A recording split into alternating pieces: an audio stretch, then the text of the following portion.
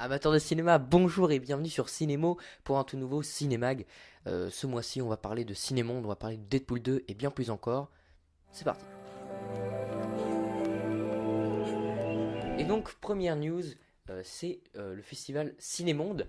Alors, ça peut pas forcément intéresser, je pense, les gens qui sont pas forcément dans le nord de la France. Ça se déroule à Berck-sur-Mer, voilà, c'est le festival, c'est un festival de films indépendants.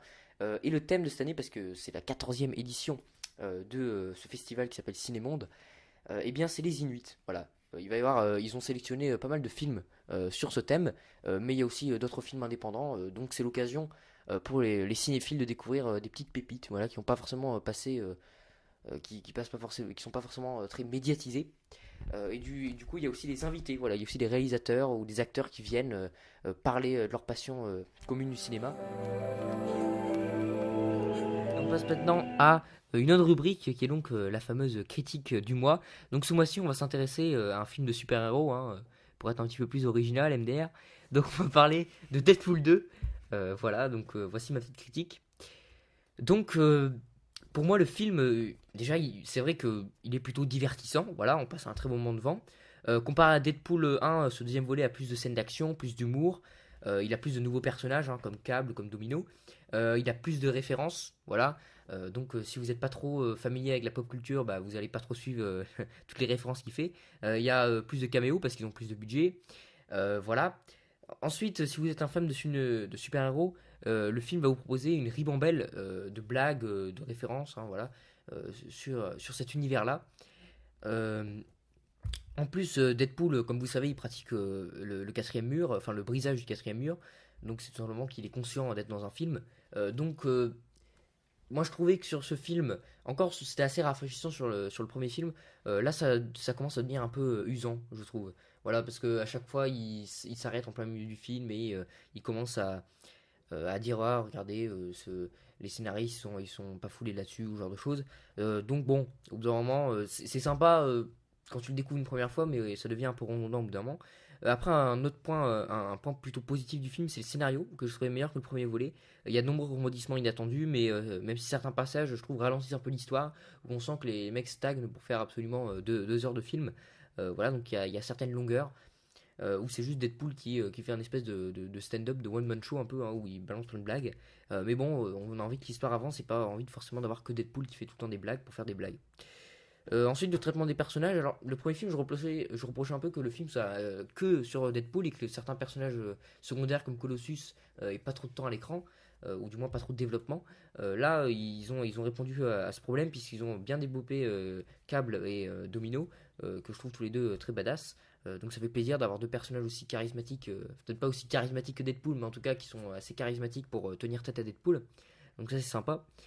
Euh, Ensuite, il y a d'autres personnages du premier film qui sont un peu inutiles à l'intrigue et qu'on a plus mis là pour le fanservice. Donc, bon, c'est un peu dommage.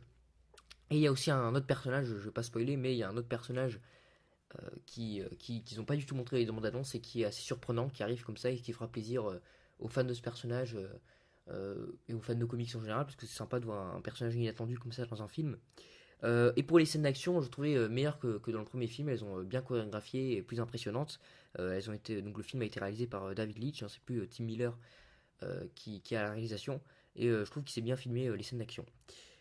Et ensuite, il y a un truc assez surprenant dans ce film, c'est qu'ils essayent vraiment de faire des vrais moments sérieux. Le problème, c'est que ça marche pas. Parce que si on enchaîne des fois des scènes où on a Deadpool qui brise totalement le quatrième mur, qui parle du scénario du film, tout ça, et d'un coup, on passe à une scène extrême où ils sont vraiment en mode serious business, où il n'y a pas du tout Deadpool qui va casser ce sérieux en faisant des blagues, c'est juste du sérieux à fond. Et bah, des fois, il y a trop grand contraste entre les gros moments fun décomplexés et les moments sérieux. Donc, ça marche pas vraiment ces moments-là. Voilà, et puis après, finalement, on peut se poser la question vraiment de l'utilité de ce film, parce que bon, déjà, le personnage de Deadpool était avait un énorme succès grâce à son premier film, et on a juste vu avec la promotion que, voilà, la promotion, presque, c'est un film à lui tout seul, et j'ai trouvé presque la promotion meilleure que le film. Voilà, elle est très inventive, cette promo pour ce film. Et puis voilà, la raison de l'existence de ce film, c'est surtout bah, l'argent, voilà, parce que finalement, voilà, c'est pour ça, hein. C'est parce que Deadpool a eu un énorme succès, du coup, bah, ils refont une suite. Mais il n'y a pas vraiment besoin, je trouve, de creuser plus sur ce personnage. Et on a déjà senti que cette recette magique du premier film a déjà essoufflé, que ce vent de fraîcheur est largement parti. C'est-à-dire qu'en fait, ils font tout, ils reprennent tous les codes du premier film. Voilà. Il y a rien de réellement nouveau, en fait. C'est juste, voilà, le même Deadpool 1, mais avec encore plus de scènes d'action et un scénario mieux fait. Donc Deadpool, moi je pense qu'il faut pas faire un Deadpool 3 déjà, voilà. Peut-être s'ils veulent continuer sur cet univers, peut-être faire un film sur Domino ou ouais, sur Domino. Ouais, je pense que ça peut être intéressant, mais Deadpool, juste un film centré sur lui, je pense on a carrément fait le tour et que ça va devenir un peu répétitif à la longue. Même si c'est très fun à voir, finalement quand on ressort, on a l'impression d'avoir bouffé un peu le même film que le premier volet. Donc voilà, Deadpool en résumé, c'est pas vraiment un mauvais film. Voilà, il possède des qualités indéniables. Mais il peine à se renouveler, voilà, par rapport à son prédécesseur. Donc c'est assez dommage qu'un film comme ça, qui était tellement hors des codes habituels du super-héros, finalement rentre dans le moule et refait un peu la même suite. Et donc on passe tout de suite à la nouvelle rubrique dans ce cinéma, c'est la rubrique débat. Donc ce mois-ci, pour cette première fois pour cette rubrique, on va parler du fait que Disney a donc racheté la Fox. Voilà, c'est pas vraiment une news, mais j'aimerais bien maintenant en parler sur cette chaîne.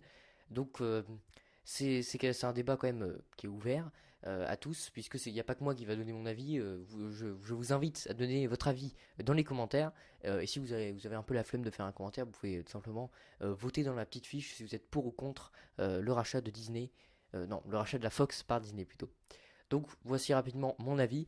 Moi, je suis contre. Voilà. Moi, je trouve que c'est un danger pour le cinéma que Disney rachète quasiment une énorme industrie, une énorme partie du cinéma grand public qui est la Fox, voilà, qui possède la 20th Century Fox, qui possède des séries, qui possède des licences, qui possède énormément de choses et qui produit énormément de films.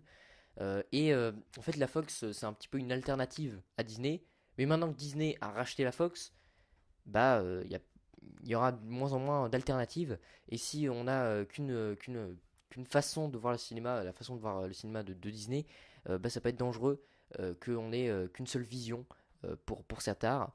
Alors Disney, il possède pas tout non plus dans le cinéma, il y a encore des films indépendants, des films d'auteur qui arrivent à se produire tout seuls, mais c'est quand même dangereux que Disney a cette volonté de conquérir toute l'industrie. Parce que, encore, racheter des licences, ça va, racheter Marvel, ça va, racheter Star Wars, bon, on a compris, c'est pour faire du fric, mais c'est des licences, c'est pas des industries. Et là, commencer à racheter des industries, c'est assez dangereux.